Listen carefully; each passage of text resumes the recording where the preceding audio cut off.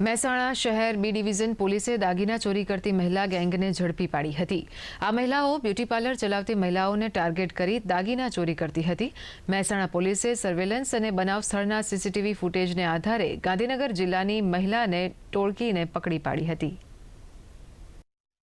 अलग अलग प्रकारे તેમની શું જરૂરિયાત છે, કોઈને પુત્ર પ્રાપ્તિ સંતાન પ્રાપ્તિ માટેની વાતોમાં બોલાવતી, કોઈને ઘરની અંદર કંકાસ હોય પતિના કે સાસરીના ત્રાસથી એમને મુક્તિ મેળવવા માટે કોઈ તાંત્રિક વિધિ કરવી પડશે, તેઓના દાગીના ઉપર કોઈ વિધિ કરવી પડશે। આવું અલગ અલગ જગ્યાએ જે મુજબ જે ભોગ બનનાર છે તેની જરૂરિયાત કેવી છે તે વાતો જાણી અને તે મુજબ તેની સાથે છેતરપિંડી આચરવા માટેનું એક નાટક તૈયાર કરી અને પછી એમની સાથે છેતરપિંડી આચરતા।